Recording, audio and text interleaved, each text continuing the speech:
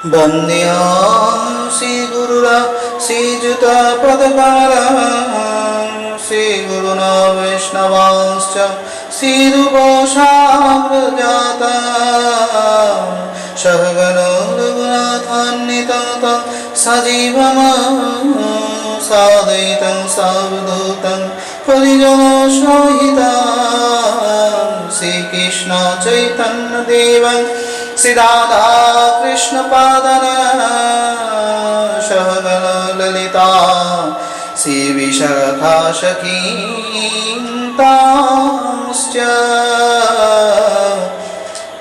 अज्ञानतिमिरान्धस्य ज्ञानाञ्जनशलाकया चक्षुरुन्मीलितं येन तस्मै श्री गुरवे नमो नमः। आनंद नीलमय विग्रह हेमावदिव्य छवि सुंदराय कृष्ण प्रेम रस प्रदायिनी श्री चैतन्य चंद्राय नमो नमः। नमो नलिनी नेत्राय विनुर्वर्ध विनोदिने राधाधरो सुधापाने शलिनी वनमालिनी राधा रसिश्वरीं रम्यं गोविन्दं मोहिनीं परां विश्वभानुं सुतं देवी नमामि हरिप्रियां। वृन्दावै तुलसीदेवा वै प्रिया वै केशवश्च कृष्ण भक्ति पदे देवी सत्यवत्यै नमो नमः। वाञ्छाकल्पतरुभ्यश्च कृपा सिन्धुभ्येव च पतितानां पावनेभ्यो वैष्णवेभ्यो नमो नमः। हरे कृष्ण कृष्ण कृष्ण हरे हरे हरे राम राम राम हरे हरे। নমস্কার শ্রোতা বন্ধুরা, সকলে ভালো আছেন? আজকে আমরা শ্রীমৎ কৃষ্ণ তত্ত্বের পর্ব 5-এ পদার্পণ করব, যেখানে স্বয়ং ভগবান শ্রীকৃষ্ণের ধেনুকাসুর বধ, কালীয় দমন আদি লীলা আস্বাদন করব। কৃষ্ণের লীলা সকলই আনন্দের ছিল। এ সকল লীলা আস্বাদন করলে হৃদয়ের মলিনতা ধীরে ধীরে দূরীভূত হয়। রাজা পরীক্ষিত এ কথাই বলেছিলেন সেবক অবস্থায়। জীবনের চূড়ান্ত প্রাপ্তি হল শ্রীমদ্ ভাগবত হরিকথা শ্রবণ। আমি জানি আপনারা সকলেই ভাগবত কথাকে ভীষণ ভালোবাসেন, কিন্তু যেহেতু ভাগবত কথা শ্রবণ করার সৌভাগ্য আপনাদের মধ্যে বর্তমান, তাই আমি সকলের চরণে আমার করকমলী দ্বারা প্রণাম নিবেদন করে শ্রী গুরুদেবের শরণাগত ভক্তিকে স্মরণ করে আজ আমরা সেই আনন্দ তথ্যের অনুধাবন করি। চলুন। ভগবান শ্রীকৃষ্ণের প্রগণ্ড লীলা বয়স ছিল 6 বছর পর্যন্ত। 6 থেকে 10 বছর এবং ওই 10 বছর বা কেউ বা বলছেন 11 বছর 56 দিন পর্যন্ত স্বয়ং শ্রীকৃষ্ণ ব্রজে লীলা করেছিলেন। এরই মধ্যে তার সব লীলা স্বয়ং সম্পূর্ণ হয়েছিল। ভগবান শ্রীকৃষ্ণের তখন 6 বছর বয়স অতিক্রম হয়েছে। ভগবান তার সখাবর্গদের নিয়ে আনন্দে বৃন্দাবনে গোচরণ করছেন। ইতিপূর্বে ব্রহ্মা খুব অপরাধ করেছিলেন, তার জন্য ক্ষমা প্রার্থনা করেছেন। পরে সেই থেকে মুক্ত ভগবান আবার আনন্দে ব্রজবাসীদের, ব্রজগোপদের নিয়ে আনন্দ করেছেন। পূর্ণ বয়স গাভীদের সঙ্গে ভগবান শ্রীকৃষ্ণ বাৎসল্য প্রেম বশত আনন্দ অনুভব করেছেন। ভগবানের এই আনন্দ সকল আনন্দকে ছাপিয়ে গেছে। ব্রজবাসীরা ভগবান শ্রীকৃষ্ণকে পেয়ে যে আনন্দ পেয়েছেন তা ব্রহ্মা পূর্বেই বলে গিয়েছেন, পর্বচারে আপনারা শুনেছেন নিশ্চয়। ভগবান তার লীলা উপভোগ করবার জন্য কামনা করি তিনি নিজে নিজের কীর্তন আদি আনন্দ অনুভব করিয়েছিলেন সমস্ত ব্রজবাসীদের মধ্যে। ভগবানের সেই মনোমুগ্ধকর ধ্বনি শ্রবণ করে সমস্ত পশুরা আনন্দ অনুভব করতেন। ভগবানের সেই সৌন্দর্য মুখ, তার সেই চরণ যুগল, তার পরনে পীতাম্বর বস্ত্র, তার মাথায় সেই ময়ূরের পেখমের ঝুঁটি তাকে যেন আরো আরো আরো উন্নত করে দর্শন করতে ইচ্ছে করিয়ে দেয়। গুরু গোবিন্দের কৃপাস্বরূপ এই ভগবানের মুখারবিন্দ দর্শনে যারাই করেছেন তারাই সে মুহূর্তে অভিলাষী হয়ে উঠেছেন। ভগবান শ্রীকৃষ্ণ তার নিজের লীলা করেছেন, সঙ্গে বলরামকে সঙ্গে নিয়েছেন। বলরাম আর শ্রীকৃষ্ণ স্বয়ং একটি বনের মধ্যে প্রবেশ করেছেন। বনটি খুব ভালো, উপবন নামে খ্যাত। সেই বনে পাখিরা মনোমুগ্ধকর ধ্বনি করে, অর্থাৎ পাখিরা খুব সুন্দর করে তারা সঙ্গীত কুহরব করে। কোকিলেরা তাদের সুর সেধে নেয় সেখানে।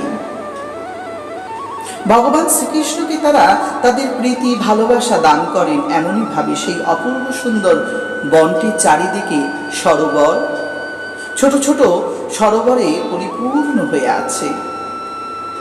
তার মধ্যে কিছু পদ্ম ফুল ফুটেছে, তার গন্ধ চারিদিকে ছড়াচ্ছে।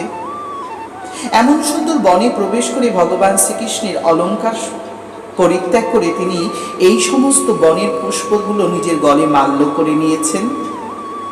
পরনে পীতাম্বর বস্ত্রের উপরে এই বিভিন্ন রং বেরঙের ফুলগুলো দিয়ে ভগবানের মালা হয়েছে গলদেশে।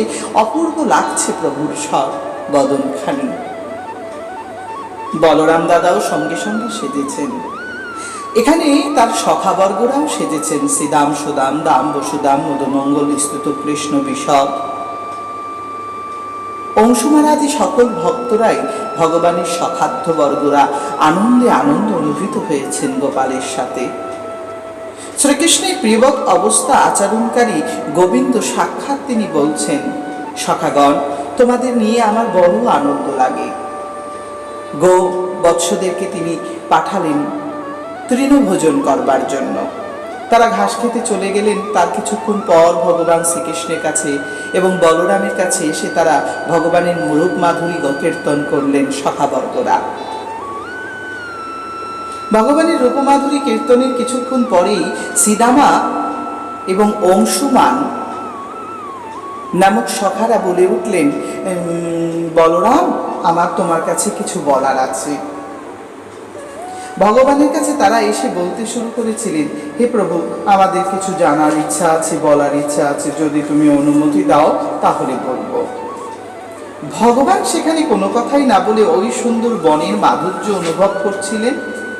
তাই বলরামকে বললেন, যা বলছে শুনে দেখো। গোপসখারা খুব আনন্দে ক্রিয়া করছেন, খেলা করছেন। তার মাঝখান থেকে এসে কয়েকজন গোপসখারা বলতে শুরু করলেন, সখা, আমাদের বড় ইচ্ছে হচ্ছে। কি ইচ্ছে হচ্ছে বলো আমার কাছে।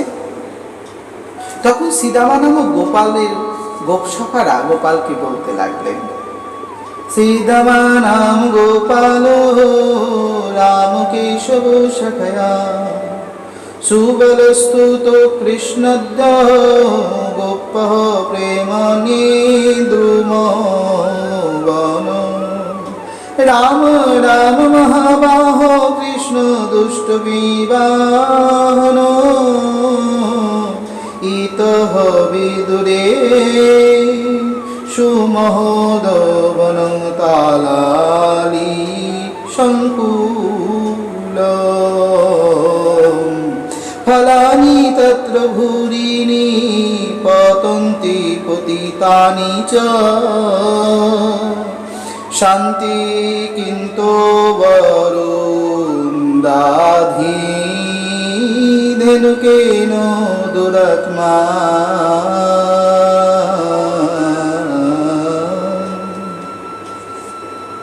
তারা তখন বলরামকে বললেন, অর্থাৎ সেখানে সেই সকল বন্ধুরা সবাই মিলে একত্রিত হয়ে বললেন, ঘনিষ্ঠ সখারা সিদাম, স্তুত কৃষ্ণ আদি কয়েকজনেরা মিলে বলতে লাগলেন, হে রাম, হে বলরাম, আপনি দুষ্ট দমনকারী শক্তির মালিক, তাই আপনার কাছে আমাদের নিবেদন। সখা, আমাদেরকে এইখানে এই বনে একটা অপূর্ব ফল আছে। কি এমন অপূর্ব ফল? নাম তার বল দেখি সখারা। তখন বলছে তাল। তাল বন মথুরা পশ্চিমে। সেই তালবন অপূর্ব সুন্দর। সেই তাল ফলগুলি এত সুস্বাদু, তা যেন ভাবলে পরে মুখ থেকে জল গড়িয়ে আসে। কিন্তু দুঃখের বিষয়, এখনো পর্যন্ত কোনো মানুষ সেই তাল খেতে পারেনি, জানিস সখা? শ্রীকৃষ্ণ এবং বলরাম দুজনে মিলে এই কথাটা শুনলেন। শুনে বললেন, কেন খেতে পারেনি? সেখানে ধেনুকাসুর নামক একজন ভয়ঙ্কর অসুর বাস করে। গর্ধপের মতন রূপ ধারণ করেছে এবং তার অনেক গর্ধপ্রবী অসুর সংখ্যা আছে। সেখানে কোনো মানুষ যদি যায়, তাকে অনায়াসে খেয়ে ফেলে সেই ধেনুকাসুর। এমনকি পাখিরা পর্যন্ত তার সামনে থেকে উড়ে যেতে পারে না। সেই তালবনের সুগন্ধি ফলগুলো মাটিতে পড়ে পড়ে থাকে, কিন্তু কেউ সে ফলগুলো নিতে পারে না। একমাত্র সেই ধেনুকাসুর সেগুলোকে নিজের আত্মভোগে ব্যবহার করে। হে কৃষ্ণ, তুমি দেখো না কিছু করতে পারো কিনা। সখাদের কথা এবং নিবেদন শুনে ভগবান শ্রীকৃষ্ণ মনস্থ করলেন, চলো তবে তালবনে আমরা যাই। বলরাম দাদাকে সঙ্গে করে নিয়ে এবং সখা পরিবর্গদের একত্রিত বেষ্টিত করে তালবনে গিয়েই ভগবান সর্বপ্রথম বলরামকে বললেন, নাও ঝাঁকুনি দিতে শুরু করো। বড় বড় তাল গাছে দুই ভাই দুই দিক থেকে ঝাঁকুনি দিতে শুরু করলেন। এমন ঝাঁকানো শুরু করেছিলেন যে সমস্ত তাল যে গাছটিকে ধরেছে সব তাল মাটিতে পতিত হয়েছে।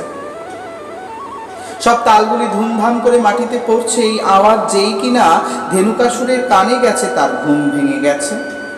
কিছুক্ষণের মধ্যেই সেই ধেনুকাসুর বলরামের পিঠে এসে তার খুর দিয়ে আঘাত করতে শুরু করলো, অর্থাৎ পায়ের খুর দিয়ে। একটি আঘাত যখন পিঠের উপরে ভগবানের বলরামের উপরে করেছেন, আরেকদিকে সে গিয়ে ভগবান কৃষ্ণের বক্ষেও আঘাত করতে চেষ্টা করলেন। গাছগুলো ঝাঁকে ঝাঁকে পরম আনন্দ অনুভব করছিলেন কৃষ্ণের পরশে।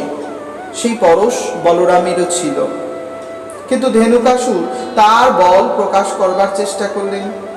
পরবর্তী সময় ধেনুকাসুর খুব উচ্চেশ্বরে গর্জন করতে থাকলো, যেন পাহাড় পর্বত সেই বজ্রাঘাতে যেরকম শব্দ হয় তেমনই শব্দ হতে থাকলো। ভগবান বলরাম সেখানে বিশেষ বল শক্তিবান ছিলেন, তাই কৃষ্ণ এক্ষেত্রে কোনো কিছুই করলেন না, কেবল বলরামের উপরেই রাখলেন দায়িত্বটা। বলরাম ধেনুকাসুরকে সুযোগ দিলেন, দেখি কি করে। কিন্তু সেই ধেনুকাসুর পুনরায় আবার এসে বলরামকে তার পিছনের পায়ের খুর দিয়ে আঘাত করতে শুরু করলো এবং ভগবানের বুকে যখন আঘাত করলেন, ভগবান আর বিন্দুমাত্র সময় অপেক্ষা করলেন না। বলরাম ভগবান তখন তার বল প্রকাশ করলেন। তিনি সেই ধেনুকাসুরের পিছনের পা দুটো ধরে এমনভাবে ঘুরালো, ঘোরাতে ঘুরাতে সে একেবারে তাল গাছের উপরে ছুঁড়ে মারল। বায়ুমর্গ থেকে তাল গাছের উপরে পড়ে যাওয়া মাত্রই, সেই তাল গাছের উপরে পড়া মাত্রই সেই ধেনুকাসুর প্রচন্ড ব্যথা অনুভব করে মৃত্যুর পথে পতিত হলো।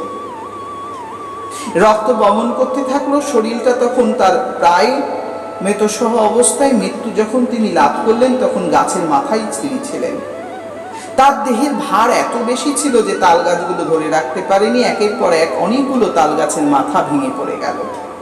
অজস্র তাল সেখানে পড়ে রইল।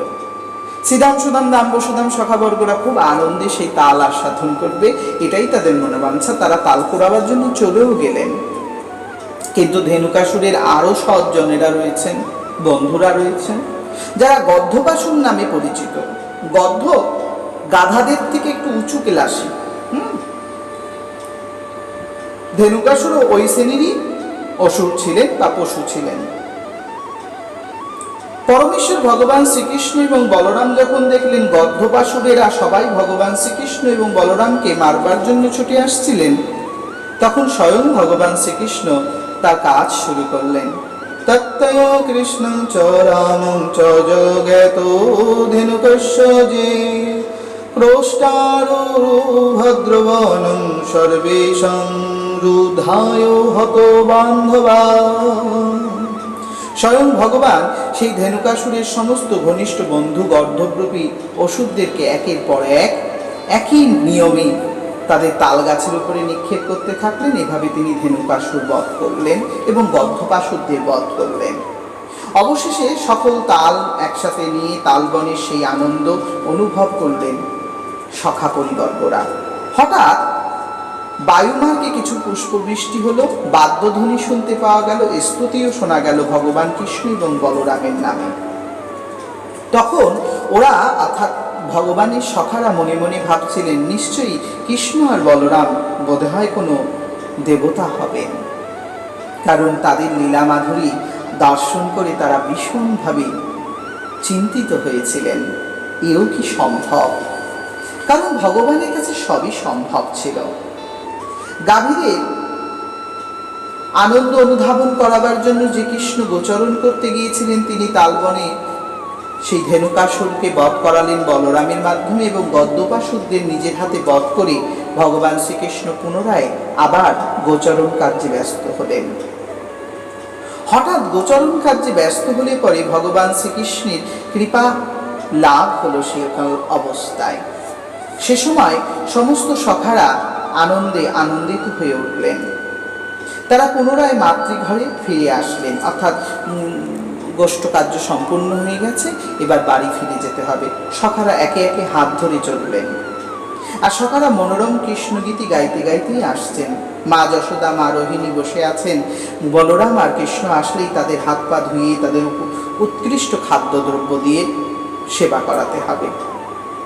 স্নানাদি করে ভগবান শ্রীকৃষ্ণ দিব্য আনন্দ অনুভব করে বস্ত্রাদি ধারণ করেছেন এবং সুস্বাদু অন্ন ভোজন করে নানা আনন্দের কথা শয্যায় যাওয়ার পূর্বেই বলতে শুরু করেছিলেন।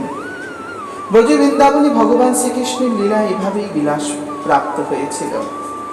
ভগবান শ্রীকৃষ্ণ পূর্ণ বৃন্দাবনকে তার হৃদয়ের বাসস্থান বলে মনে করেছিলেন।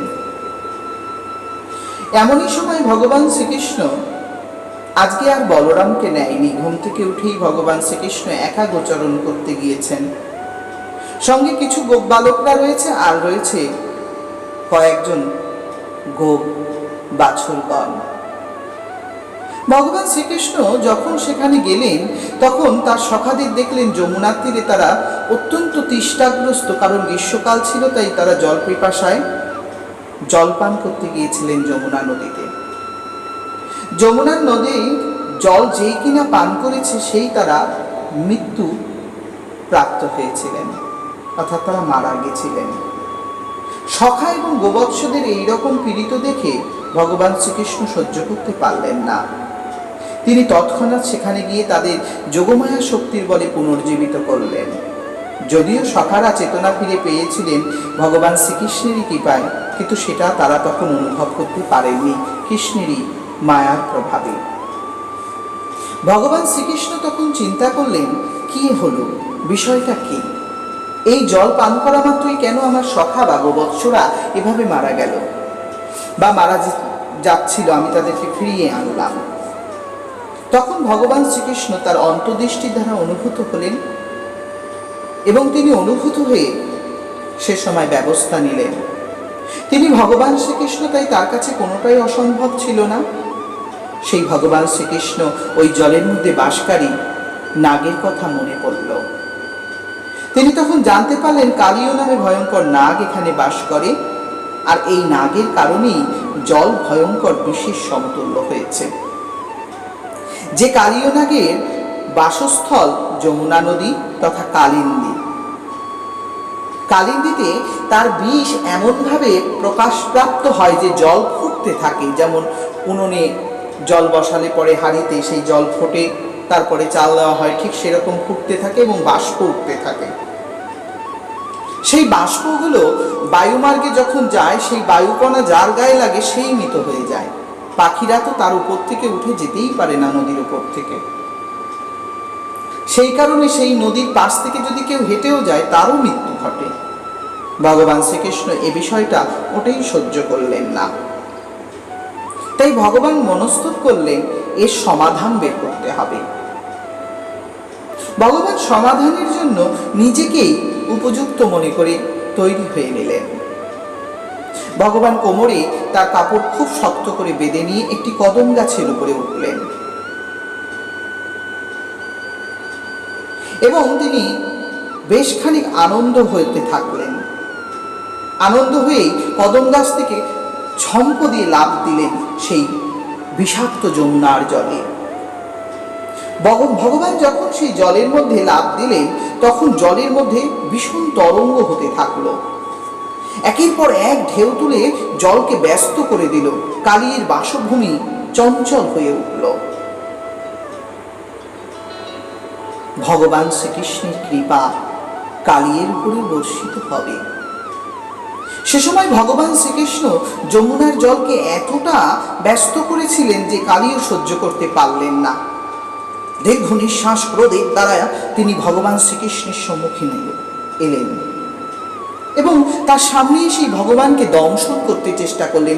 সর্বপ্রথম ভগবানের বক্ষে দংশন করলেন। কিন্তু দুঃখের বিষয়, যার বক্ষে অনন্ত সংসার তাকে দংশন করা জীবের সাধ্য নয়। ভগবানকে যেই দংশন করতে শুরু করলেন, ভগবানও খানিকের মধ্যেই তাকে ব্যস্ত করলেন কলা দিয়ে। কলা বলতে খাওয়া কলা নয়, নিত্য কলা অর্থাৎ প্রতিভা। ভগবান তার নিত্যের প্রতিভা দেখিয়ে মায়া জালে জড়িয়ে যমুনার জলে ব্যস্ত করলেন। তাকে বারবার ঘোরাতে থাকলেন জলের একোণ থেকে ওকোণ পর্যন্ত। সর্বশেষে ভগবান তার মস্তকের উপরে উঠলেন। পীতাম্বর বস্ত্রধারী মনোহর রূপ,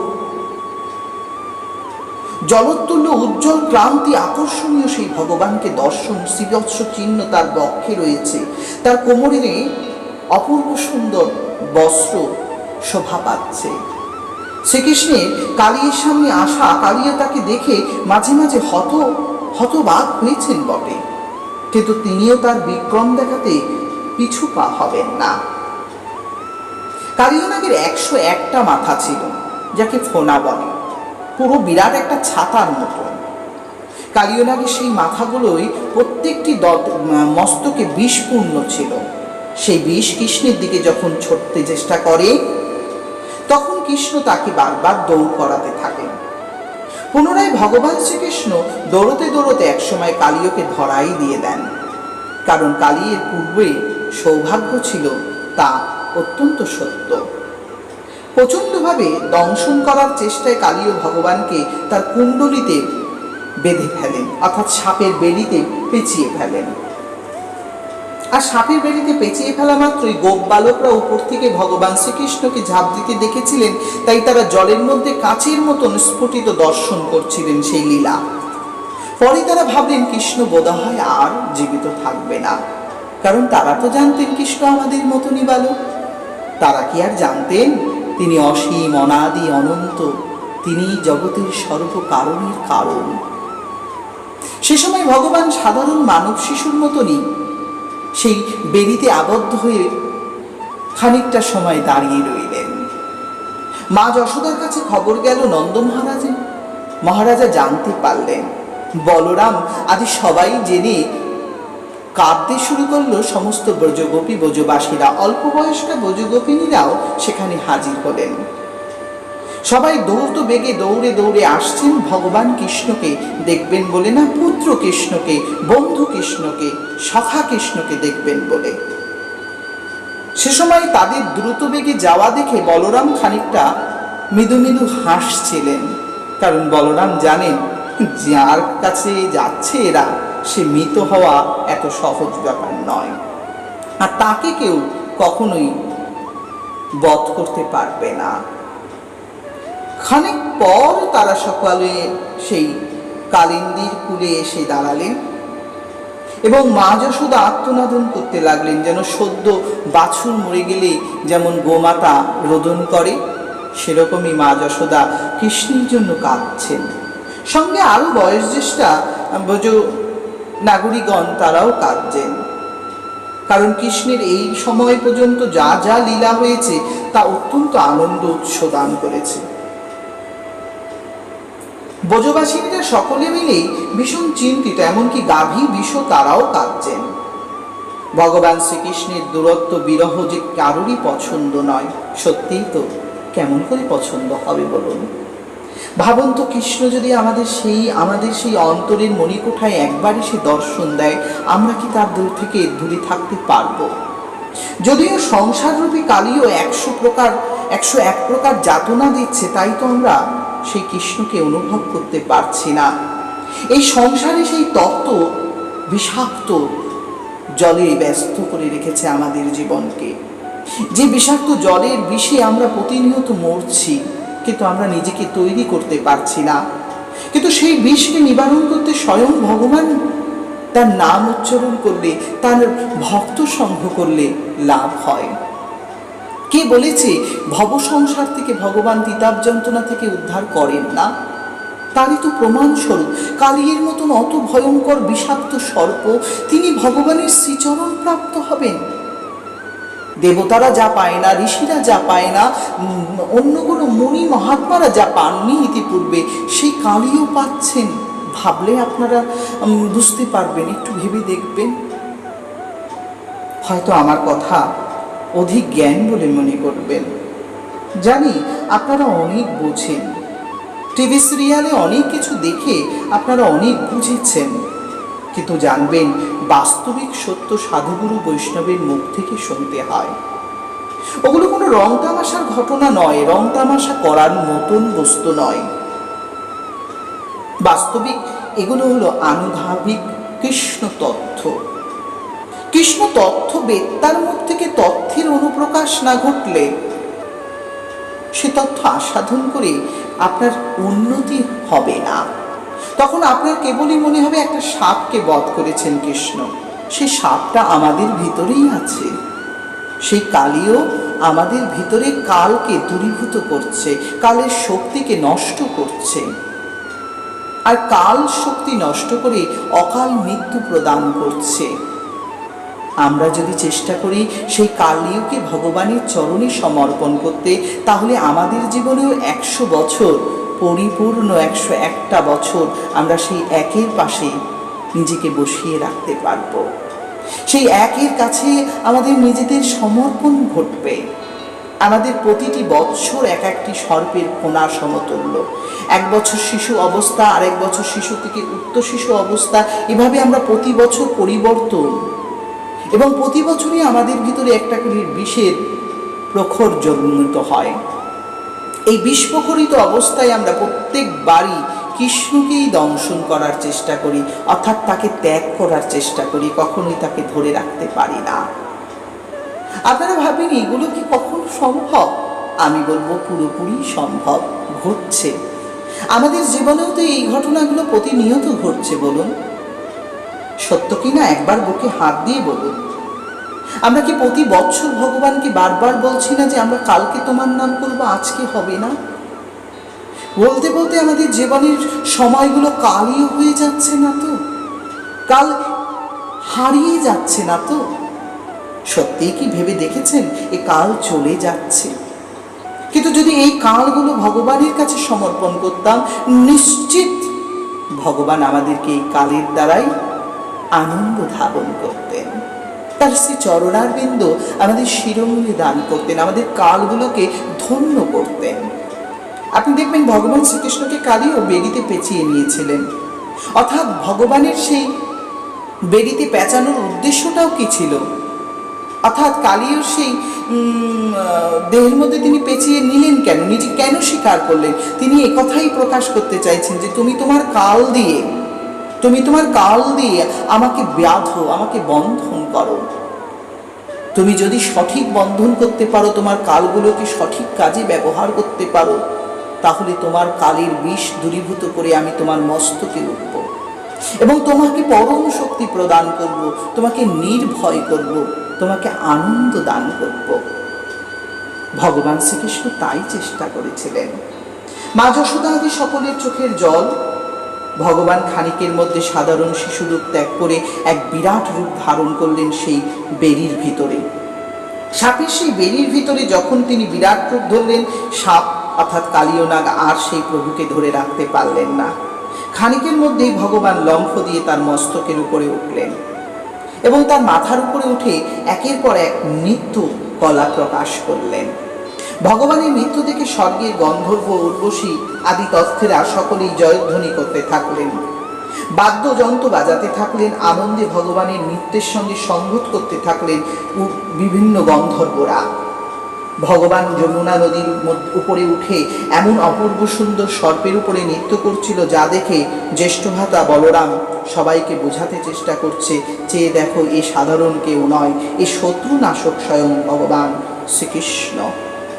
কৃষ্ণ চেতনাময় জননী মা যশোদা এমনভাবে দেখে বলছিলেন, আহা গোপাল, নেমে এসো, তোমার কষ্ট হবে। কিন্তু গোপাল, যিনি সকলকে সন্তুষ্ট করতে এসেছেন, তার আর কিসে কষ্ট? ভগবান শ্রীকৃষ্ণ তার মাথার উপরে একের পর এক নৃত্য করছেন, 101টি মাথার উপরেই পদাঘাত করছেন। যে মাথাটা বারবার ভগবানের দিকে বিক্রিয়া দেখাতে চেষ্টা করছে, তিনি তাকে পদাঘাত করে পণ্য আবার তার কাছে নিয়ে আসছেন। সর্পের ক্রুদ্ধ ফোনাগুলো সব পুনরায় চূর্ণ বিচূর্ণ হলো। জ্ঞানারন্ধ থেকে বিষ পাকের সেই দুষ্ট ভাব পরিত্যাগ করলেন মুহূর্তের মধ্যে। সাপগুলোর প্রত্যেকটি মাথায় দুটো করে চোখ ছিল। সেই চোখ একের পর এক রক্ত বমন শুরু করলো, মুখ থেকে বিষ পড়তে শুরু করলো বমির মাধ্যমে। চোখ, কান, নাক, সমস্ত অঙ্গ সর্বাঙ্গ ধীরে ধীরে শিথিল হতে শুরু করলো। ভগবান শ্রীকৃষ্ণ কালীর মস্তকে এমনভাবে নৃত্য করলেন, যা সারা পৃথিবী দর্শন করল। দেবতারা পুষ্পবৃষ্টি করল, জয়মাল্য আদি অন্যান্য পুষ্প দ্বারা ভগবান কৃষ্ণের সুস্বাগতম জানানো হলো। মৃদঙ্গ, পবন, ভেরি ইত্যাদি বাজতে শুরু করলো। কিছুক্ষণ পর ভগবানের এইরূপ আচরণ দেখে সকলে আনন্দ পেতে থাকলো, কিন্তু কালীর স্ত্রীরা তখন দুঃখ পোষণ করল। তারা মনে মনে ভাবলেন, ইনি জগৎপতি, ইনি পরমেশ্বর ভগবান, তাই এনার পূজা করাই আমাদের কাম্য হবে। তখন তার স্ত্রীরা মনে মনে শরণাগত হলেন, নারায়ণং তমরণং মনসায়ুজাগং শরণাগতং কৃষ্ণং ভজতে মাধবং। ভগবান শ্রীকৃষ্ণের শরণাগতি নিয়ে সেই সমস্ত কালীর স্ত্রী, পুত্র, বান্ধবেরা সকলে মিলে করজোড়ে প্রার্থনা করে ভগবানকে বলতে লাগলেন, হে ভগবান, আপনি সত্য, আপনি পরমানন্দ, আপনি সকলার জন্য মঙ্গল প্রদর্শনকারী। আপনি সাক্ষাৎ আমাদের স্বামীর মাথার উপরে উঠে নৃত্য করেছেন, তা নিশ্চয়ই আপনার সন্তুষ্টির কারণে। আমাদের স্বামী নিশ্চয়ই পূর্বজন্মে কোনো সুকার্য করেছে, নিশ্চয়ই তপস্যা করেছে, না হলে কি করে সম্ভব আপনার শ্রী চরণারবিন্দ মস্তকে ধারণ করা? এবং এই অবস্থাতেই আপনাদেরকে বলতে হয়, কালীর আগের জন্মের কিছু ঘটনা আছে। কালীনাথ সাধারণত আগের জন্মে বিশল্য রাজা নামে পরিচিত ছিল। এই বিশল্য রাজা ভীষণ উন্নত ছিলেন, যার মধ্যে ছিল দয়া, ধর্ম, দান, তপস্যা, নীতি, আচরণ সবটাই সমান। রাজা হিসাবে যথেষ্ট উন্নত ছিলেন বিশল্য রাজা। কিন্তু একদিন বিশল্য রাজার রাজ্যে একজন বৈষ্ণব মহারাজ এসেছিলেন। বৈষ্ণব মহারাজের সর্বাঙ্গে কুষ্ঠ হয়েছিল। সমস্ত ভক্তদের পাপ বহন করে বৈষ্ণব মহারাজের সর্বাঙ্গ থেকে পুজ গঠিত হচ্ছিল, রক্ত পুজ করছিল। তাই তিনি জল পিপাসাগ্রস্ত হয়ে একটি রাজাদের একটি পুষ্করিণীর পাশে গিয়ে একটু জল খাচ্ছিলেন, অর্থাৎ একটা পুকুর থেকে জল খাচ্ছিলেন। এমনই সময় সেই ঘাটটা কালক্রমে মহিলাদের ঘাট ছিল, অর্থাৎ মেয়েরা স্নান করতো সেই ঘাটে। তখন সেই স্নানস্থ ঘাটের সামনে বসে উনি জল খাচ্ছিলেন দেখে মহিলারা মনে করছিলেন, বোধহয় ও দুষ্ট ব্যক্তি আছে। যা হয় আর কি, মানুষের মন তো সহজে সাদা পথে চলে না। যে যেরকম গাধা লোককে মনে করে তেমনই গাধা, যে যেমন ন্যামনা জগৎটাকে মনে করে তেমনা। আসলে মানুষ যেরকম হয় অন্য কেউ সেরকমই মনে করে। কোনো একজন চোর রাস্তায় যদি কাউকে দেখে তাকে চোরই মনে করে। আপনি বলবেন এটা কি করে সম্ভব? আরে এরকম অনেক দৃষ্টান্ত আছে। গঙ্গার ওপারে একজন সাধু প্রতিদিন ভোর 4টের সময় স্নান করে, আর একজন চোর একদিন চুরি করে অনেক সম্পদ চুরি করেছে, অনেক পাপ টাপ করেছে, তাই তিনি মনে করছেন গঙ্গায় গিয়ে ডুব দিলে পাপ খণ্ডন হবে, যেটা সত্য। তাই তিনি গঙ্গায় ডুব দিতে এসেছেন। এখন চোর সাধুর অনেক আগে ডুব দিতে এসেছেন, সাধু জলে নেমেই দেখছে যে আমি তো প্রথম স্নান করতে আসতাম গঙ্গার পাড়ে, কিন্তু এ নতুন করে ওপারে কে? নিশ্চয়ই ও উত্তম সাধু, আমার থেকে উঁচু পদের সাধু। তিনি তখন তাকে প্রণাম জানালেন। আর চোর মনে ভাবলেন এও বোধ হয় চুরি করে জলে ডুব দিতে এসেছে, দেখো আমিও চুরি করেছি, এও চুরি করেছে। অর্থাৎ এপার আর ওপারের ভিতরে যে ব্যবধান, সেটা হলো জ্ঞান। না জানায় অনেকেই অনেকের মতন করে সাজিয়ে নিতে পারে। আমিও একজন কামী, ও একজন কামী। আমিও পরস্ত্রী কাতর, ও বুঝি পরস্ত্রী কাতর। আমিও লোভী, ও বুঝি লোভী। অর্থাৎ নিজের মতন করে কাউকে বানিয়ে নেওয়া উচিত নয়। প্রকৃত স্বভাব রাখা উচিত। প্রত্যেকের মধ্যেই একটা নিজস্ব স্বভাব আছে, সেই স্বভাব গতানুগতে মনুষ্য তার পরিবর্তন ডেকে আনে। অর্থাৎ সেই পরিবর্তনশীল মনুষ্য কখনো একের সাথে আর একের মিল থাকে না। স্বভাবগত সাধু সন্তের সাথে তো কোনো মিল কখনোই মনুষ্যের ঘটতে পারে না। পক্ষান্তরে সেই সাধু যেহেতু মহিলাদের ঘাটে ছিলেন, তাই তার নামে নালিশ গেল। যারা রাজরা মহিষিনী ছিলেন তারা সকলে মিলে মহারাজের দরবারে নালিশ করলে মহারাজ না দেখে না শুনে একটা বিচার দিয়ে দিলেন, যেটা আপনারা করে থাকেন। আপনারা কখনো কখনো চোখে না দেখে শোনা কথাকে খুব গুরুত্ব দেন, কারণ আপনারা আসলটা শুনতে চান না, নকলটা শুনে বড় ভালোবাসেন। কারো দুষ্টবৃত্তি শুনতে পারলে আপনাদের খুব ভালো লাগে, কারো সর্বনাশ শুনতে পারলে মনে মনে ভাবেন বেশ ভালোই হয়েছে। কেউ যদি কিছু একটা করেছে, কতটা করেছে তা না জেনেই হ্যাঁ হ্যাঁ ওই দোষী, ওই দোষী, ও মহাপাপী, ওর মুখ দেখাও পাপ, এগুলো আপনারাই বলে থাকেন। কিছু মনে করবেন না, আমার উদ্দেশ্য আপনাদেরকে ছোট করা নয়, স্বপাপটাকে ধরিয়ে দেওয়া। কেউ তো একজন চাই যে চোখে আঙুল দিয়ে বলবে ভাই তুমি দোষ করছো, সঠিক হও। সেক্ষেত্রে ভাগবতকেই প্রাধান্য দেওয়া যায়। স্বভাবত এই কাজটাই মহারাজ করলেন। হ্যাঁ হ্যাঁ ওকে শাস্তি দেওয়া হোক, ওকে রাজ্যের বাইরে বের করে দেওয়া হোক। রাজ্যের বাইরে একটি প্রখর রৌদ্রে তাপ জড়িত মাঠের কাছে তাকে রেখে দেওয়া হোক, যেখানে তার কেউ রক্ষণাবেক্ষণ করার নেই, কেউ যেন তাকে জলও না দিতে পারে, এমন একটা এলাকায় তাকে রাখতে বললেন। রাজার বা কোনো সাধুর গৃহে বৈষ্ণবরা গেলে তাদের সম্মান করার কথা, কিন্তু তাকে অসম্মান করবেন এটা তো কখনোই সম্ভব নয়। বৈষ্ণব অপরাধ যে কতটা ভয়ঙ্কর সেটা এখানেই প্রমাণিত হবে। পরবর্তী সময় রাজা তাদের নির্দেশ দিলেন, সৈন্যরা তখন পেয়াদারা গেলেন এবং প্রত্যেকেই গিয়ে দুর্গন্ধে, তার দেহের যে দুর্গন্ধ, পুজ, রক্ত, তা দেখে তারা ঘৃণিত হয়ে মহারাজকে বললেন, মহারাজ সম্ভব হলো না তাকে ধরে নিয়ে কোথাও রেখে আসা। তখন বললো ঠিক আছে, একটা দড়ি দিয়ে টানতে টানতে হিচড়াতে হিচড়াতে নিয়ে যাও। যথারীতি রাজার আদেশ পালনীয়। দড়ি দিয়ে পা দুটো বাঁধলেন, হাত দুটো বাঁধলেন, টানতে টানতে হিচড়াতে হিচড়াতে রাজ্যঘর থেকে, রাজার রাজ্য থেকে বাইরে বের করে দিয়ে আসলেন। সে কোনো রকমে সেখানে ওই তীব্র রোদের মধ্যেই শুষ্ক হতে থাকলো, দেহের গন্ধ শুক্র হতে থাকলো। ধীরে ধীরে সে একটা সময় একটা গাছের কোঠরের মধ্যে, অর্থাৎ গাছের ভিতরে ফাঁকা থাকে বিরাট বিরাট, সেই ফাঁকার মধ্যে তিনি তার বাসভূমি করে নিলেন বৈষ্ণব মহারাজ। কিন্তু যেই কিনা তাকে দড়ি দিয়ে টানতে টানতে নিয়ে যাওয়া হলো, তার খানিকক্ষণের মধ্যেই বৈষ্ণবের অপমানের পরিণতি স্বরূপ রাজার শূলে যন্ত্র হলো, তাই তার নাম বিশল্য রাজা হলো। শূন্য যন্ত্রণা, অর্থাৎ নাভির গোড়ায় একটা ভয়ঙ্কর যন্ত্রণা উৎপন্ন হলো। যন্ত্রণায় তিনি আর থাকতে পারলেন না। স্বভাবত রাজার দুইটি স্ত্রী ছিল, তারা সকলে মিলে বেদ, বৈদ্য, বিভিন্ন কবিরাজ, বিভিন্ন ঔষধ করলেন, কিন্তু সবাই জবাব দিয়ে দিল রাজা আর বেশিক্ষণ বাঁচবেন না। একজন বেদ এসে সেখানে উপযুক্ত বিধান করলেন। তিনি বললেন রাজা বাঁচবে বটে যদি রাজাকে রাজহংসের রক্ত পান করানো হয়। রাজহংস কোথায় পাওয়া যাবে? নীলগিরি পর্বতে বা নীল সরোবরে, এই দুইটি এলাকায় তাকে পাওয়া যেতে পারে। তখন নীল সরোবরে যেতে হলো রাজার জন্য রাজহংস আনার। এবং রাজার জন্য যখন দুই পেয়াদা গেলেন, অর্থাৎ দুইজন সৈন্য গেলেন রাজহংস আনবেন বলে, তখন রাজহংস রাজহংসীর সাথে জলক্রিয়া করছিলেন। সরোবর নীল ছিল, অপূর্ব সুন্দর দেখতে। সেখানে তারা যখন গেলেন তখন দেখলেন পদ্মফুলের মাঝখানে মাঝখানে দুইজন রাজহংস, একজন রাজহংসী খুব আনন্দে বিহার করছে। অনেক সাধুজনেরা তাদের হাতে খাদ্য নিয়ে এসে জলের মধ্যে দিচ্ছে, রাজহংসী সেগুলো আহার করছে। কিন্তু যখনই ওরা খাবার নিয়ে আসলেন, অর্থাৎ ভালো ভালো খাদ্য এনে জলে দিতে চেষ্টা করলেন, তখন রাজহংস বা রাজহংসী কেউ আর আসছেন না। উভয় সৈন্যের সাথে আলোচনা করলেন, আচ্ছা কি ব্যাপার, আমাদের হাতে কেন খাচ্ছে না? এক সৈন্য তখন বিবেচনা করে দেখলেন, আমাদের ললাটে তিলক নেই, গলায় মালা নেই, মুখে হরিনাম নেই, পরনে বস্ত্র বৈষ্ণবীয় নয়, তাই আমাদের হাতে খাচ্ছে না।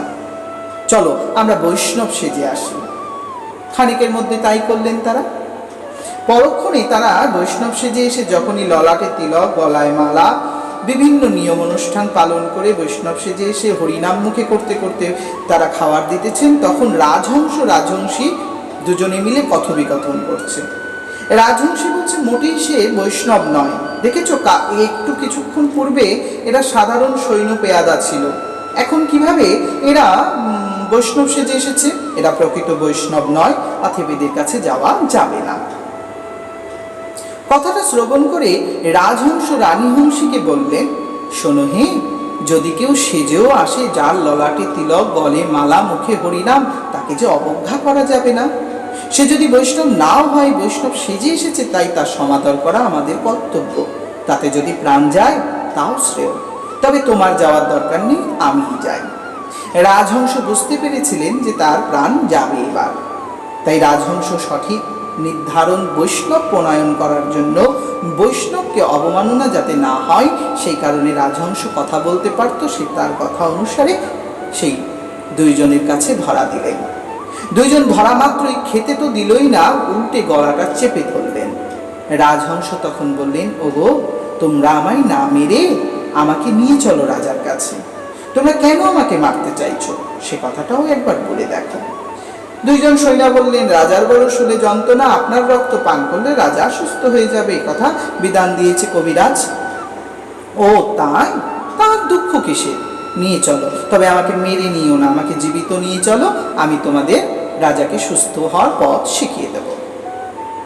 রাজহংসকে মনে মনে ওরা দুজনে বিস্তার চিন্তন করে দেখলেন, মেরেই বা কি লাভ, ঠিক আছে ওখানে নিয়েই মেরে ফেলবো, তারপরে নয় রক্ত দেওয়া যাবে, এখন ওকে জীবিতই নিয়ে যাই। রাজহংসকে নিজেই তার পথে অনুসরণ করতে করতে সৈন্যদের পিছন পিছন রাজহংস চললেন। রাজহংসকে নিয়ে রাজদরবারে একটা সুন্দর স্থানে রাখা হলো। মহারাজের শূল যন্ত্রণার সামনে বলা হচ্ছে। মহারাজা তখন বলছেন, রাজহংস, তোমার রক্ত পান না করলে যে আমার ব্যথা কমবে না, অতএব তুমি তোমার রক্ত দান করো, দয়া করে তুমি তোমার মৃত্যুবরণ করো। রাজহংস তখন বললেন, শোনো রাজের, কথা ছিল এক। কি কথা ছিল? বলে, আপনি আমার রক্ত পান করলেও এ জীবনে আপনার অপরাধ থেকে মুক্তিপ্রাপ্ত হবেন না, আপনার যন্ত্রণাও কমবে না। অজ্ঞাতসারে আপনি একটি বিচার এবং একটি অপরাধ করেছেন, সেটা হলো বৈষ্ণব অপরাধ, বৈষ্ণব অবমাননা। এই দুইটি অপরাধের কারণে আপনার দুই কোণে শূলের যন্ত্রণা উৎপন্ন হয়েছে, তাই দয়া করে আপনি এই অপরাধ থেকে মুক্ত হন। রাজা বললেন, কি করে মুক্ত হব? সে বৈষ্ণব তো শুনেছিলাম তখনই কুষ্ঠগ্রস্ত, রোগাগ্রস্ত, সে কি আর বেঁচে আছেন? রাজহংস বললেন, আছে। তোমার রাজ্যের শেষ সীমান্তে অন্য রাজ্যের শুরুর মুখে একটি বৃক্ষের কোঠরের মধ্যে তার বাস ঘটেছে। তোমরা শীঘ্রই যাও এবং তোমার উপযুক্ত ঋষি বা ব্রাহ্মণের মাধ্যমে তার চরণ ধৃত করে সেই চরণামৃত পান করলেই তোমরা অচিরেই রোগমুক্ত হবে এবং পাপ মুক্ত হবে, অপরাধ মোচন ঘটবে। কথাটি শুনে রাজহংস যে উপবাচক দিয়েছিলেন তা শুনে রাজা খুব খুশি হয়েছিলেন। সে সময় তিনি মনে মনে অনুতপ্ত হয়েছিলেন, ঠিকই তো, বৈষ্ণব অবমাননা যে মহা অপরাধ, অজ্ঞাতসারে এই অপরাধ যার যার হয়েছে শেষে যেন ক্ষমা প্রার্থনা চেয়ে নেয়। কখনো বৈষ্ণবকে ভুল বোঝা উচিত নয়, তারা যা করে তা সংসারীর মঙ্গলের জন্য করে। বৈষ্ণবের অপমান ভগবানের অপমানের থেকেও শত গুণ বেশি। কথাই বলে, বৈষ্ণবের নিন্দা ভগবানের বেদনার কারণ হয়ে থাকে। কথা অনুসারে রাজহংস কথাই পালন করলেন সৈন্যরা। রাজপুরোহিতকে সঙ্গে নিয়ে চরণ ধৃত করতে গেলেন, কিন্তু দুঃখের বিষয়, এত ভয়ঙ্কর চরণে পুজ রক্ত গলিত হচ্ছিল যে তার গন্ধে সে সময় রাজপুরোহিত একটু চমকে গেছিলেন। কিন্তু নিয়ম অনুসারে দুগ্ধ আদি বিভিন্ন কিছু দিয়ে চরণ ধুয়ে নিয়ে যাওয়া হলো। কিন্তু চরণ থেকে যা পড়লো সেগুলো ভয়ঙ্কর অবস্থা। ছোট ছোট পোকা, রক্ত এবং পুঁজ পাত্রে চরণামৃত স্বরূপে এসেছে, তার থেকে দুর্গন্ধ বেরোচ্ছে।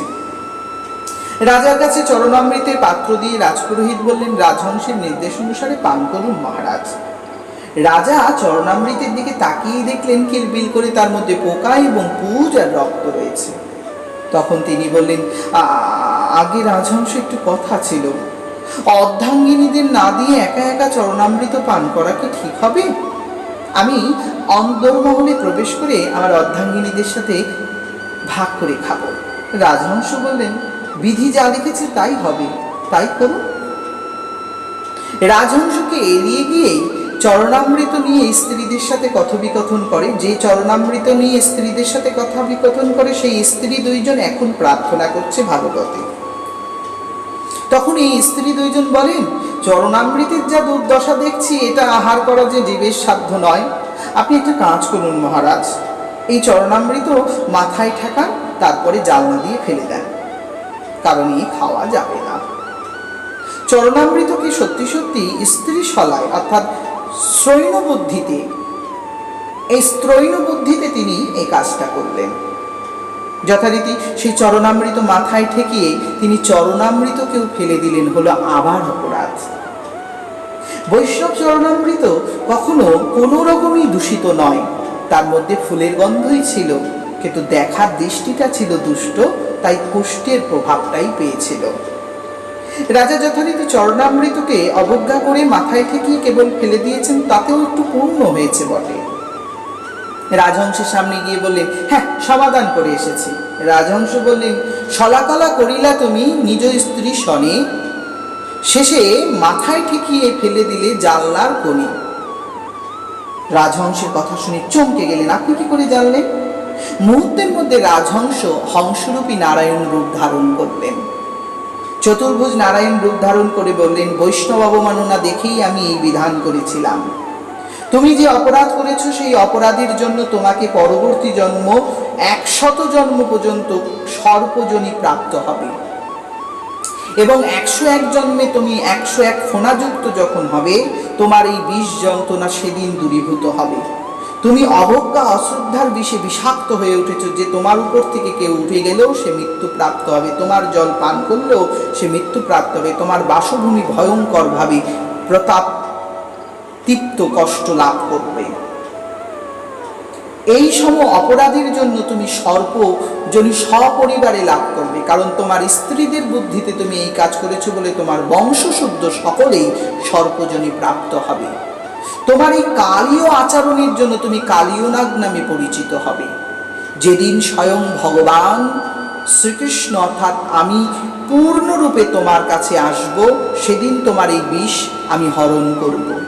যেহেতু তুমি চরণামৃত তোমার স্ত্রীদের বুদ্ধিতে মাথায় রেখেছিলে, ছুঁয়েছিলে, তাই তোমার ওই মাথাতেই আমি নৃত্য করব।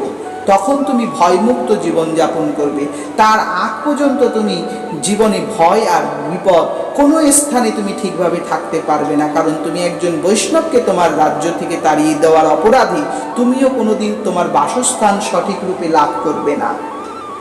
তোমার বাসস্থানও একের পর এক ত্যাগ করতে হবে। তুমি এক জায়গায় স্থানীয়ভাবে থাকতে পারবে না যতদিন না পর্যন্ত আমার চরণ চিহ্ন তোমার মস্তকে শিরোধার্য হয়। এই বলে রাজহংস সেখান থেকে চলে গেলে সেই রাজহংসের কথা অনুসারে হংসহরি নারায়ণের কৃপায় সেই মুহূর্তে তিনি কালীয় নাগ এবং নাগ পরিবার হয়েছিলেন।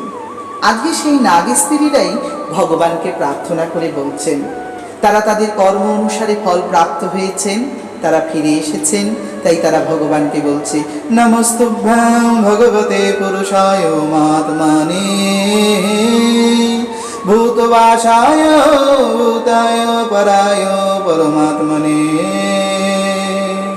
জ্ঞান বিজ্ঞান নিধনে ব্রহ্মণি সন্ত সত্যে অগুণায় বিকারায় নমস্তে প্রকৃতায় চ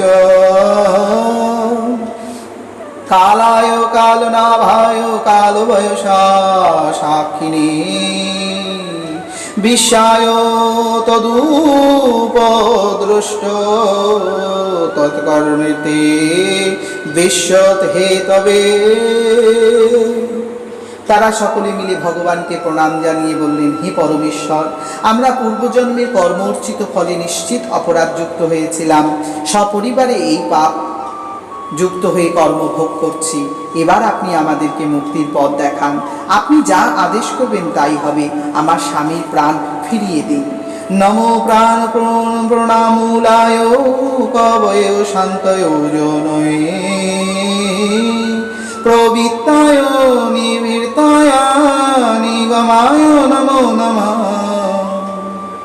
নমো কৃষ্ণায় রামায় বসুদেবসুতায় চ প্রদ্যুম্ন নিরুদ্রায় শাশ্বতায় বতে নমো। নমো গুণপ্রদীপায় গুণাত্মাচ্ছাদনায় চ গুণবীরতু পল্লবক্ষায় গুণদ্রষ্ট স্বয়ং বিদে।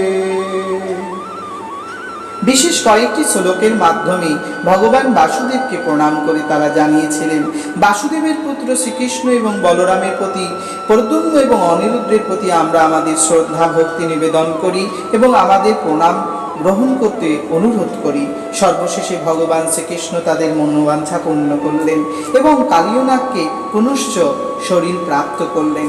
কালিয়নাগ এবং তার পরিবারকে আদেশ দিলেন, তোমরা এখনই এই দ্বীপ ছেড়ে অর্থাৎ যমুনা নদী ছেড়ে, এই হ্রদ ছেড়ে তোমরা সমুদ্রে চলে যাও, গভীর সমুদ্রের মধ্যে তোমরা বাস করো।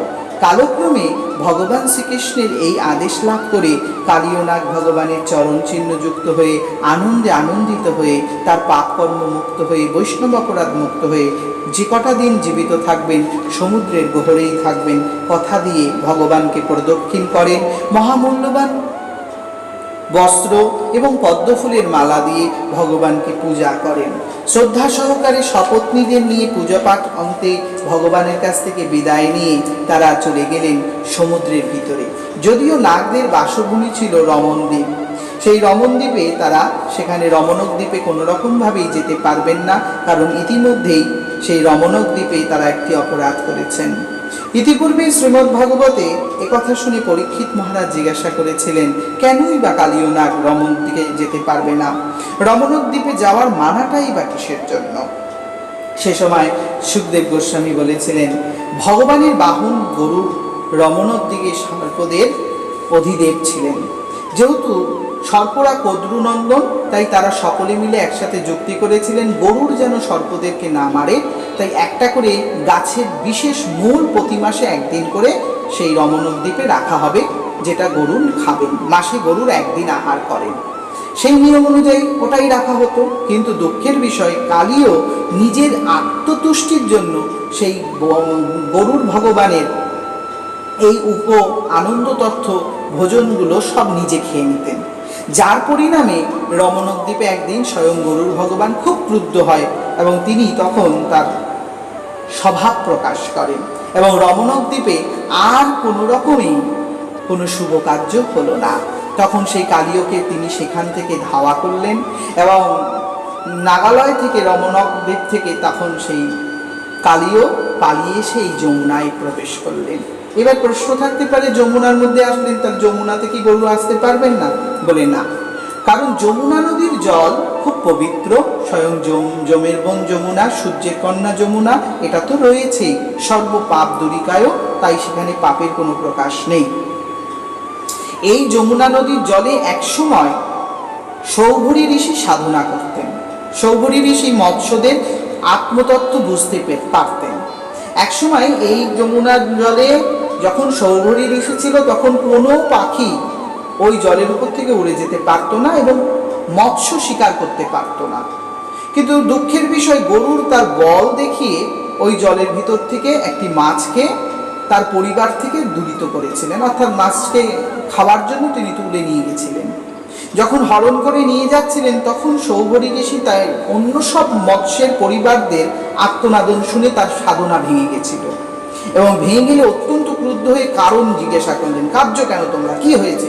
আমাদের মাতাকে তুলে নিয়ে গেছে, আমাদের এখন কে দেখবে, আমরা অনাথা। মৎস্যেরা এইভাবে যখন বলেন তখন কে তুলে নিয়ে গেছে? ওরে গরুর পাখি। তখন তিনি গরুর পাখিকে অভিশাপ দিলেন। তিনি তখন অভিশাপ দিলেন উচ্চেশ্বরে, শোনো হে গরু, এই যমুনার তীরে যদি তুমি কখনো আসো তাহলে তোমার মৃত্যু হবে, কারণ এই যমুনার জলে আমার সাধনা তুমি নষ্ট করেছ। ইতিপূর্বে তুমি ভগবানের বাহক, তাই তোমাকে আমি কোনো কিছু বললাম না, কিন্তু তুমি যদি কোনোদিন এই যমুনার কূলে আসো বা এই যমুনার তীরে আসো তাহলে তোমার মৃত্যু হবে, এ কথা সত্য বলে জেনে রেখো। সেই থেকে গরুর আর সেখানে যায় না। কিন্তু এ কথা একমাত্র জানত কালীয়, তাই কালীয়নাগ সেখানে তার সপরিবার নিয়ে বাস করত। এইরূপে কালীয় দমন লীলাটি স্বয়ং সম্পূর্ণ আপনাদের কাছে পরিপ্রকাশ্য হলো। ভগবান শ্রীকৃষ্ণের কৃপা এবং রূপ রস আস্বাদনকারী লীলা আস্বাদন করছেন আপনারা সকলে, আশা করি আনন্দ অনুভব করবেন। ভগবান শ্রীকৃষ্ণের তত্ত্ব অর্থাৎ কৃষ্ণ তত্ত্ব পঞ্চম আপনাদের কাছে আমি স্থাপন করবার চেষ্টা করেছি। ভগবান শ্রীকৃষ্ণের যশোদা এবং রোহিণী নন্দন গোপাল এবং বলরাম সাক্ষাৎ এই লীলা আস্বাদন করে কিছুক্ষণ ধরে আনন্দ অনুভব করেছিলেন। সে সময় রাত্র হয়ে গেছিল। গোপাল কালীয়কে দমন করে যথেষ্ট নীতি অনুসারে জলের উপরে উঠে এসেছিলেন। উঠে আসলে মা যশোদা, রোহিণী আদি সকলে ব্রজগোপীরা তাকে আনন্দের সহিত আদর করেছিলেন, তাকে ভালোবেসেছিলেন, তাকে তাদের করুণায় আনন্দে তারা আলিঙ্গন করেছিলেন। মা যশোদা কোলে নিয়ে বারংবার চুম্বন করছে, জড়িয়ে ধরছে আর কাঁদছে, চোখের জল এখনো বন্ধ নয়। বাবা নন্দ মহারাজেরও সেই একই স্বভাব প্রকাশ পেয়েছিল। সে সময় রাত্রি হয়ে গেছিল। তা রাত্রং তত্র রাজ্যেন্দ্র, সেখানে অনেক রাত হয়ে গেছিল। সেই ক্ষেত্রে সেই রাতে তারা গোপালকে নিয়ে সেখানেই বিশ্রাম নিতে শুরু করলেন। কিন্তু দুঃখের বিষয়, সেখানে এক ভয়ঙ্কর অবস্থা উৎপন্ন হলো। তখন সেখানে চারিদিকে গ্রীষ্মকাল থাকার দরুন বনে কাঠে কাঠে আগুন লেগে গেছিল, আর আগুন লেগে গিয়ে দাবানল সৃষ্টি হয়েছিল। ব্রজবাসীরা চতুর্দিকে আগুন বেষ্টিত দেখে দগ্ধ হয়ে ভয় পেতে শুরু করলো। বৃন্দাবনবাসীরা তখন ভগবান কৃষ্ণের সঙ্গ দেবেন বলে এসেছিলেন এবং ব্রাহ্মণরা কৃষ্ণের আশীর্বাদ করবেন বলে এসেছিলেন। স্বয়ং সকলেই আগুনের প্রখর তাপে প্রায় জলজল অবস্থা। তখন সে সময় ব্রজগোপীদের হয়ে কতগুলো ভক্ত একত্রিত হয়ে বলেছিলেন, কৃষ্ণ কৃষ্ণ মহাভাগ হে রামতি বিক্রম, এষ ঘোরতম বিহিস্তাবকাঙ্গহ সেহীন। তখন তারা বলেছিলেন, হে কৃষ্ণ ঐশ্বর্যের অধিপতি, আমাদেরকে এই অগ্নি থেকে, ভয়ঙ্কর অগ্নির তাপ থেকে আপনি রক্ষা করুন। আমরা এই অগ্নির গ্রাসে পুরোপুরি তপ্ত হতে শুরু করেছি। এই দুর্লঙ্ঘনীয় আগুনের তাপ থেকে আমাদের রক্ষা করুন, আর আমরা পারছি না। ভগবান এই সমস্ত শ্রবণ করে নন্দ মহারাজা যশোদা তখন শয়ন অবস্থায় থাকায় ভগবান সেই দাবানল অর্থাৎ অগ্নিকে নিজে আহার করেছিলেন। তিনি এইরূপ দাবানল পান করেছিলেন প্রথম ভাগে। আবার আপনারা দ্বিতীয় আস্বাদন যদি পান তখন আরেকবার দাবানল পান করার কথাও শুনতে পাবেন। অর্থাৎ ভগবান সংসাররূপী দাবানল, চতুর্দিক থেকে ধরে যাওয়া আগুন নিজেই গ্রহণ করতে পারেন যদি আপনারা তাকে সমস্ত সমর্পণ করেন। ভগবানের মহিমা, ভগবানের কৃপা, ভগবানের কথা প্রতিনিয়ত শ্রবণ করুন, অপরকে শ্রবণ করান। নিজের ইন্দ্রিয়কে সুখী রাখার চেষ্টা করুন, অপরের ইন্দ্রিয়কেও সুখী রাখার চেষ্টা করুন। তবে সেটা যেন সুখ ভোগের জন্য নয়, সুখ ত্যাগের জন্য সুখী করা। অর্থাৎ একান্ত নিজেকে ভগবানের ভক্ত, বৈষ্ণবদের দাস অনুদাস করার চেষ্টায় জীবনটা পরিচালনা করুন। আশা করি অপরের দোষ দেখার স্বভাবটা ত্যাগ করুন, নিজের ভিতরে থাকা দোষগুলোকে প্রকাশ করুন, ভগবত ভক্তিতে নিজেকে তৈরি করুন। ভালো থাকুন। রাধে রাধে। বাঞ্ছাকল্পতরুশ্চ কৃপা সিন্ধুয়েব চ পতিতানাং পাবনেভ্যো বৈষ্ণবেভ্যো নমো নমো। ইয়া যত বৈষ্ণবাচ সবাকারে নমস্কার। এতে অপরাধ যেন না হয় আমার, হইয়াছেন হবেন যত গৌর ভক্ত বৃন্দ। একবার রাধা কৃষ্ণ প্রেমানন্দে বল রাধে গোবিন্দ।